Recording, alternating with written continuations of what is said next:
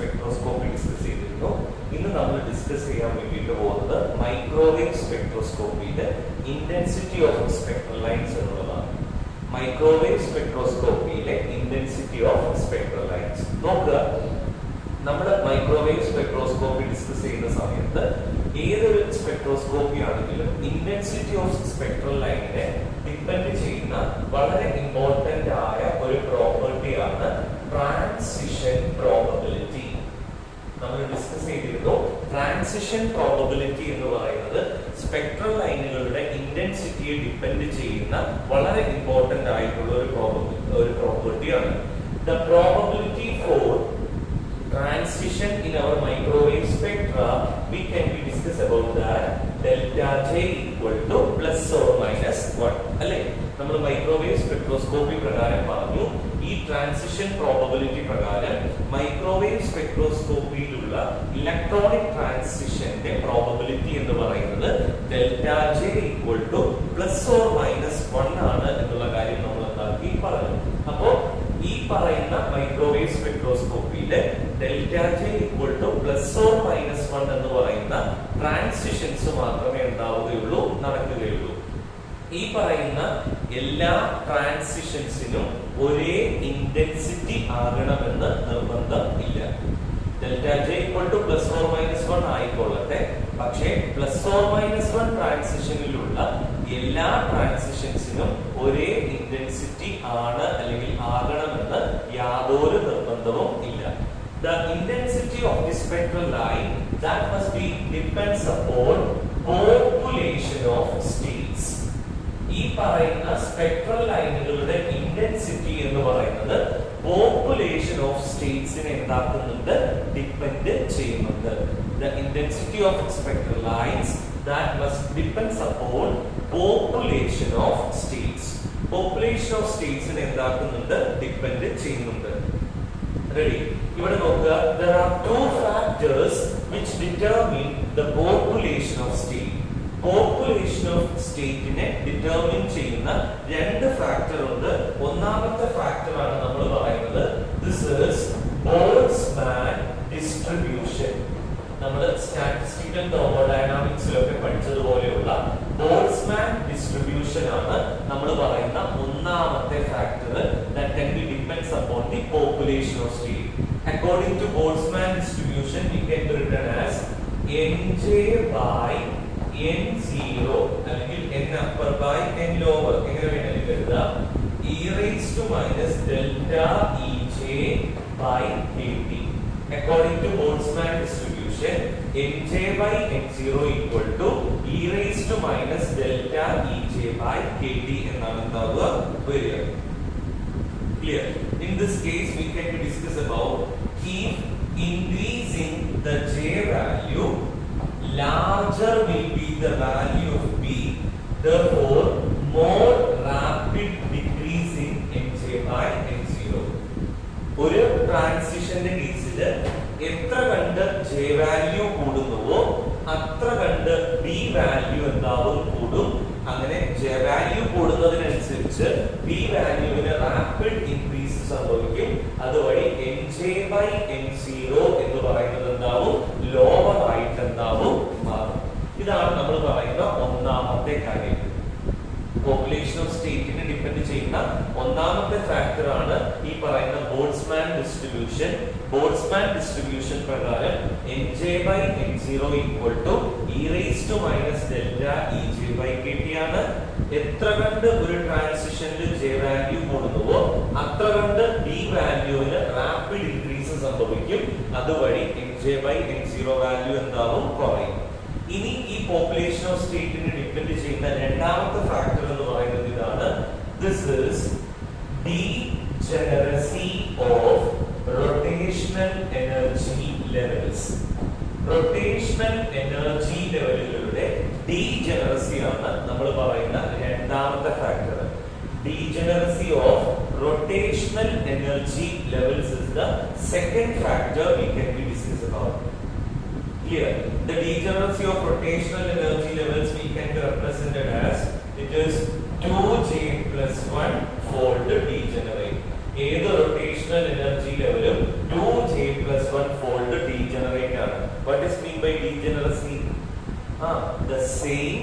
energy that must be contained in different energy levels. Different energy ലെവലുകൾക്ക് ഒരേ എനർജിയാണ് ഉള്ളത് എങ്കിൽ അതിനെയാണ് നമ്മൾ ഡീജനറസി എന്ന് പറയുക. ഇവിടെ എല്ലാ റൊട്ടേഷണൽ എനർജി ലെവലുകളും ഡീജനറേറ്റഡ് ആണ്. ഓരോ റൊട്ടേഷണൽ എനർജി ലെവലുകളും നമ്മൾ എടുത്ത് നോക്കുകയാണെങ്കിലും 2j+1 ഫോൾഡ് ഡീജനറേറ്റഡ് ആണ്. ഇവിടെ if the population decreases, degeneracy also increases. എത്ര കണ്ട് പോപ്പുലേഷൻ കുറയുന്നുവോ അത്ര കണ്ട് ഡീജനറസി എന്താവും കൂടും. പോപ്പുലേഷൻ കുറയും തോറും ഡീജനറസി കൂടുകയാണ് ഉണ്ടാവുക ചെയ്യുക. This is inversely proportional. Clear? Ready? മനസ്സിലായോ പറഞ്ഞത്? അപ്പൊ പോപ്പുലേഷൻ എന്ന് പറയുന്ന ഒരു ഫാക്ടർ വളരെ ഡിപെൻഡന്റ് ആണ് ഈ ഇന്റൻസിറ്റി ഓഫ് സ്പെക്ട്രൽ ലൈനിനെ. പോപ്പുലേഷൻ എന്ന് പറയുന്ന ഫാക്ടർ ബോൾട്സ്മാൻ ഡിസ്ട്രിബ്യൂഷൻ അനുസരിച്ചും അതോടൊപ്പം ഡീജനറസിക്ക് അനുസരിച്ചും എന്തായിക്കൊണ്ടിരിക്കും, മാറിക്കൊണ്ടേ ഇരിക്കും. ഇനി നമ്മൾ പറയാൻ പോകുന്ന അടുത്ത ഫാക്ടർ അല്ലെങ്കിൽ അടുത്തൊരു കാര്യം ഇതാണ്, what is the effect of isotopic substitution. എന്താണ് നമ്മുടെ സ്പെക്ട്രൽ അനാലിസിസിൽ ഒരു മോളിക്കുലാർ സാമ്പിളിൽ ഒരു ആറ്റത്തിന് പകരം അതിന്റെ ഐസോടോപ്പ് വെച്ച് സബ്സ്റ്റിറ്റ്യൂട്ട് ചെയ്താൽ സംഭവിക്കുക? സാധാരണ നമ്മുടെ സാമ്പിളിനകത്തുള്ള ഒരു പർട്ടിക്കുലാർ ആറ്റത്തെ നമ്മൾ ഐസോടോപ്പ് ഉപയോഗിച്ച് സബ്സ്റ്റിറ്റ്യൂഷൻ നടത്തുമ്പോൾ അവിടെ അതിന്റെ ഇന്റർന്യൂക്ലിയർ ഡിസ്റ്റൻസിൽ യാതൊരു വ്യത്യാസവും സംഭവിക്കില്ല. ഇന്റർന്യൂക്ലിയർ ഡിസ്റ്റൻസിൽ യാതൊരു വ്യത്യാസവും ഉണ്ടാവില്ല, സംഭവിക്കില്ല. ബട്ട് അവിടെ ടോട്ടൽ മാസിലും മൊമെന്റ് ഓഫ് ഇനർഷ്യയിലും ഡി വാല്യൂവിലുമാണ് ഉണ്ടാവുക വ്യത്യാസം വരിക. നമ്മളൊരു മോളിക്യൂളിനെ അതിനകത്തുള്ള ഒരു സ്പെസിഫിക് ആയ ആറ്റത്തിന് പകരം അതിന്റെ ഐസോടോപ്പ് സബ്സ്റ്റിറ്റ്യൂട്ട് ചെയ്യുന്ന സമയത്ത് there is no rapid change in their internuclear distance. Internuclear ഡിസ്റ്റൻസിൽ യാതൊരു തരത്തിലുമുള്ള വ്യത്യാസം വരില്ല. പകരം അവിടെ ടോട്ടൽ മാസില് മൊമെന്റ് ഓഫ് ഇനർഷ്യയില് ഡി വാല്യൂവിലൊക്കെയാണ് ഉണ്ടാവുക വ്യത്യാസം വരിക. Then we can be written as our equation, for example, considering as an example C12O16 എന്ന് പറയുന്ന നമ്മുടെ മോളിക്യൂളിന് പകരം നമ്മൾ C13O16 ആണ് എടുക്കുന്നത്. കാർബണിന് പകരം അതിന്റെ ഐസോടോപ്പ് എന്താക്കുന്നു, സബ്സ്റ്റിറ്റ്യൂട്ട് ചെയ്യുന്നു. ബേസിക്കലി നമ്മൾ പഠിച്ചിട്ടുണ്ട് B equal to H/8π² ആണ് അല്ലേ? അതായത് B equal to H/8π² μr²c. I equal to μr², which means B is inversely proportional to mu എന്നതാവും വരും. Ready? നോക്കുക, ഇവിടെ നമുക്ക് ഒരു കാര്യം മനസ്സിലാവും. If the spectrum of heavier isotopകളുടെ സ്പെക്ട്രം ആണ് നമ്മൾ നോക്കുന്നതെങ്കിൽ there will be the separation become to be very small. Reduced mass കൂടുന്ന സമയത്ത് ബി വാല്യൂ എന്താവും, കുറയും. സെപ്പറേഷൻ എന്താവുകയാണ് ചെയ്യുക, കുറയുകയാണ് ചെയ്യുക. അപ്പോൾ ഐസോടോപിക് സബ്സ്റ്റിറ്റ്യൂഷൻ നടത്തുന്ന സമയത്ത് ആ ഐസോടോപ്പുകൾക്ക് ഹെവിയർ മാസ് ആണെങ്കിൽ അവിടെ ബി വാല്യൂ കുറയുകയാണ് ഉണ്ടാവുക ചെയ്യുക. നമുക്ക് ഇങ്ങനെ ഒരു റെപ്രസെന്റേഷൻ എഴുതാൻ വേണ്ടിയിട്ട് പറ്റും. ഇവിടെ നോക്കുക, B equal to H/8π²IC. അല്ലേ?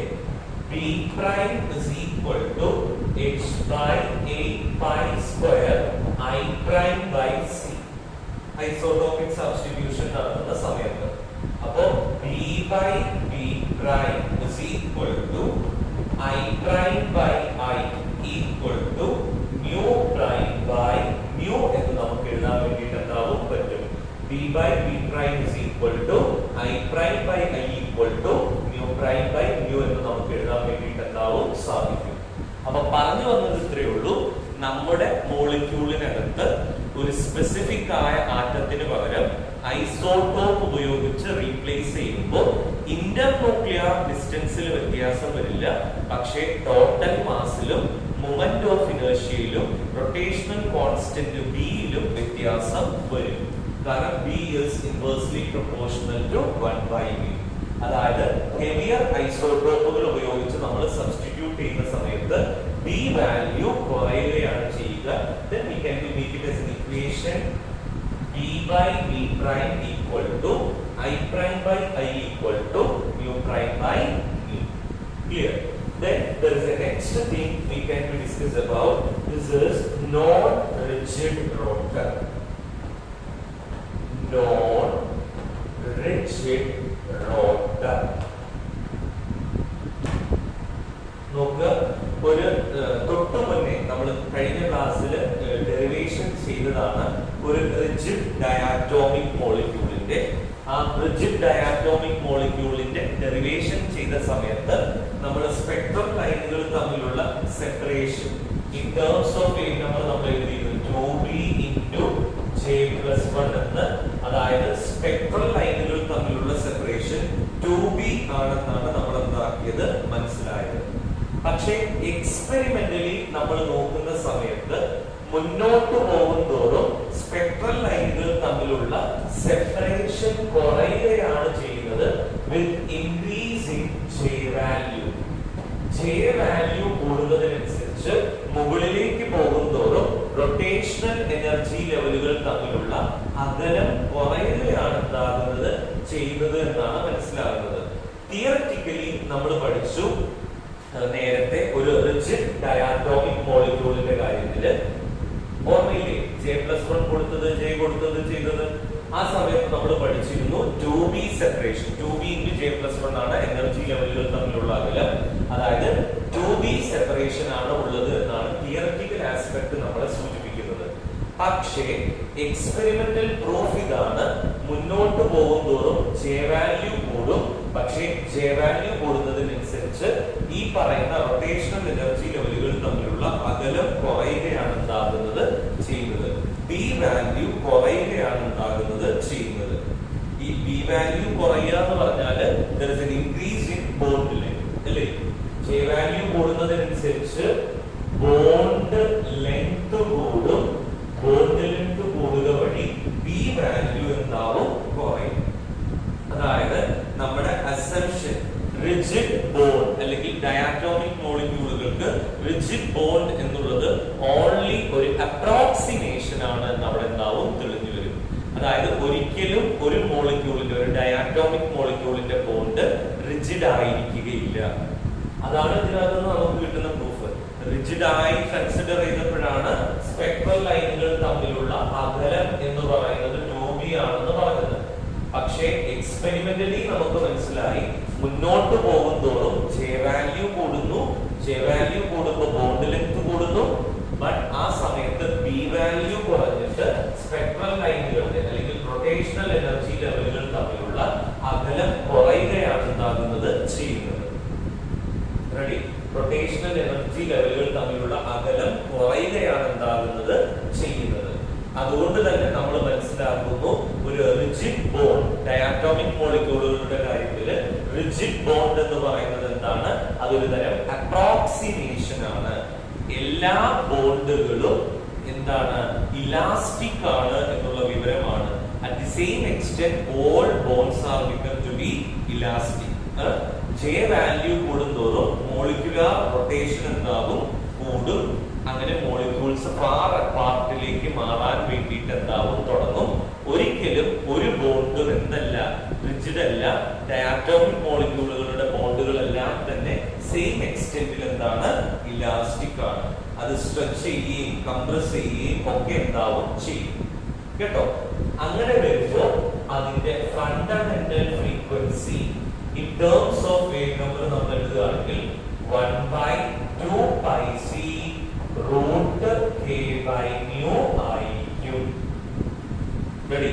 Frequency in terms of wave number mu bar എന്ന് പറയുന്നത് 1/2πc root k by mu ആയിരിക്കും. ക്ലിയർ? ഇനി മറ്റൊരു കാര്യം, ഇതിലെ ഫോഴ്സ് കോൺസ്റ്റന്റ്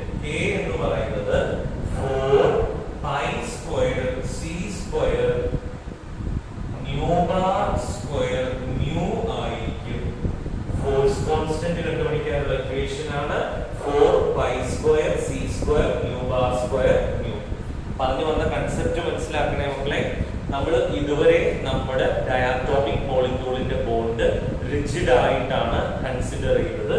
അപ്പോൾ ഈ സ്പെക്ട്രൽ ലൈനുകൾ റൊട്ടേഷണൽ എനർജി ലെവലുകൾ തമ്മിലുള്ള അകലം എന്ന് പറയുന്നത് 2b എന്ന് കണ്ടുപിടിക്കുകയും ചെയ്തു. പക്ഷേ എക്സ്പെരിമെന്റൽ പ്രൂഫ് നോക്കുമ്പോൾ ജെ വാല്യൂ കൂടുന്നതിനനുസരിച്ച് ബോണ്ട് ലെങ്ത് കൂടുകയാണ്, അതിനനുസരിച്ച് ബി വാല്യൂ കുറയുകയാണ്, റൊട്ടേഷണൽ എനർജി ലെവലുകൾ തമ്മിലുള്ള അകലം കുറയുകയാണ് ചെയ്യുന്നത് എന്നുള്ള കാര്യം എന്താക്കി മനസ്സിലായി. അതായത് റിജിഡ് ബോണ്ട് എന്ന് പറയുന്നത് ഒരു തരം അപ്രോക്സിമേഷൻ ആണ് കേട്ടോ. എല്ലാ ബോണ്ടുകളും ഇലാസ്റ്റിക് ആണ് അറ്റ് ദി സെയിം എക്സ്റ്റെന്റ്. എല്ലാ ബോണ്ടുകൾക്കും സ്ട്രെച്ച് ചെയ്യാനോ ഇലോങ്ങേറ്റ് ചെയ്യാനോ ഒക്കെ കഴിവുണ്ട്. അതുകൊണ്ട് തന്നെ അതിനൊരു ഫണ്ടമെന്റൽ ഫ്രീക്വൻസി ഉണ്ടാവും. In terms of wave number mu bar is equal to 1/2πc root k by nu. അതോടൊപ്പം തന്നെ അതിനൊരു ഫോഴ്സ് കോൺസ്റ്റന്റ് ഉണ്ടാവും, k equal to 4pi square c square mu bar square nu. Clear? Then there is the next thing we can discuss about the spectrum of non-rigid rotor. Spectrum of non-rigid rotor. ഒരു non-rigid rotorന്റെ spectrum ആണ് ഇനി ഞാൻ നിങ്ങളോട് പറയാൻ വേണ്ടിയിട്ട് പോകുന്നത്. നോക്കൂ, Schrödinger equation പ്രകാരം റിജിഡ് ഡയാറ്റോമിക് മോളിക്യൂൾ ആകുമ്പോൾ എനർജി കണ്ടുപിടിക്കാനുള്ള equation in terms of wave number energy കണ്ടുപിടിക്കാനുള്ള ഇക്വേഷൻ എന്ന് പറയുന്നത് dj/j+1 ആയിരുന്നു.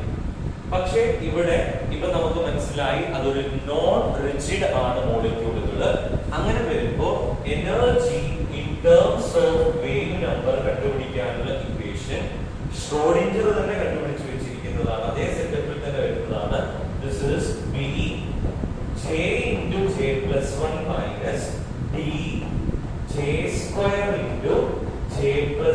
whole square centimeter inverse എന്നാണ് ഉണ്ടാവുക വരിക.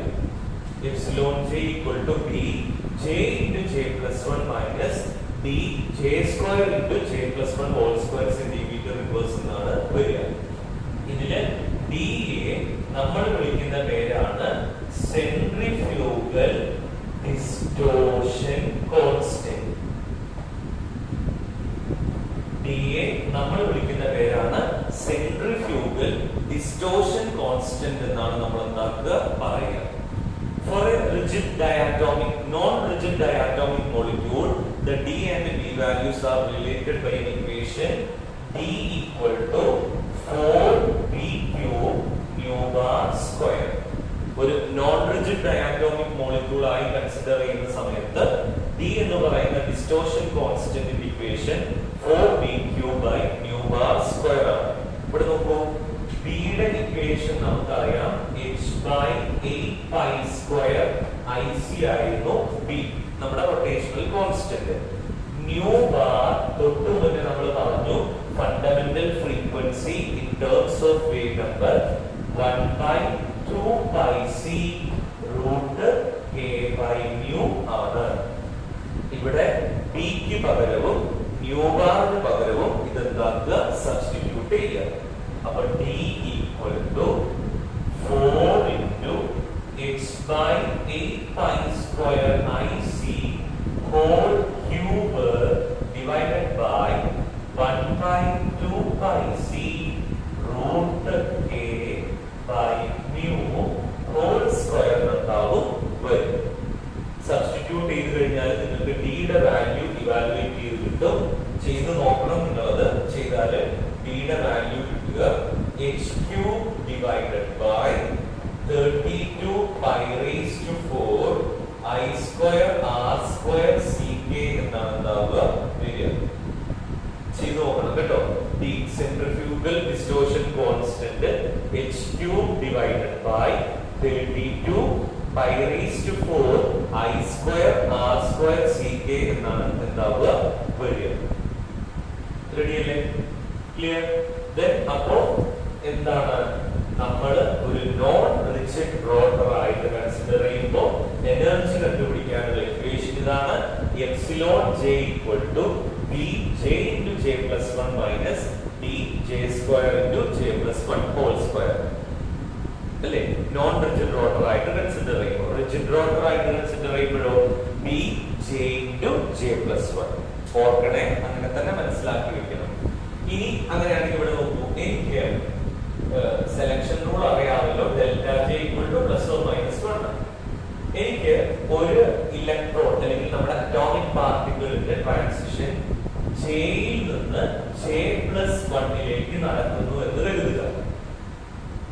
ജെയിൽ നിന്ന് ജെ പ്ലസ് വണ്ണിലേക്ക് നടക്കുന്നു. ആ സമയത്തുള്ള എനർജി ഡിഫറൻസ് എനിക്ക് എന്താക്കണം, കണ്ടുപിടിക്കണം. ജെയിൽ നിന്ന് ജെ പ്ലസ് വണ്ണിലേക്കുള്ള ട്രാൻസിഷന്റെ energy difference in terms of frequency ഉണ്ടെങ്കിൽ അതെന്താക്കണം, കണ്ടുപിടിക്കണം. അതെങ്ങനെയാണ് കണ്ടുപിടിക്കുക ഒന്ന് പറഞ്ഞേ. ജെ പ്ലസ് വൺ എന്ന് പറയുന്ന എനർജി ലെവലിന്റെ എനർജി മൈനസ് ജെ എന്ന് പറയുന്ന എനർജി ലെവലിന്റെ എനർജി. അതായത് ജെക്ക് ജെ പ്ലസ് വൺ എന്ന് കൊടുത്തത് മൈനസ് ജെക്ക് ജെ എന്ന് തന്നെ കൊടുത്തത്. ശരിയല്ലേ? അപ്പൊ എങ്ങനെ വരും? ഇവിടെ ഇക്വേഷനിൽ കൊടുക്കുമ്പോ ജെക്ക് ജെ പ്ലസ് വൺ എന്ന് കൊടുക്കും. ഈ ജെക്ക് ജെ പ്ലസ് വൺ കൊടുക്കുമ്പോൾ ജെ പ്ലസ് വൺ, ഇവിടെ ജെ പ്ലസ് വൺ എന്ന് കൊടുക്കുമ്പോൾ എന്ത് വരും? ജെ പ്ലസ് ടു അല്ലെ, മൈനസ് ഡി ഇൻറ്റു ജെക്ക് ജെ പ്ലസ് വൺ എന്ന് കൊടുക്കണം.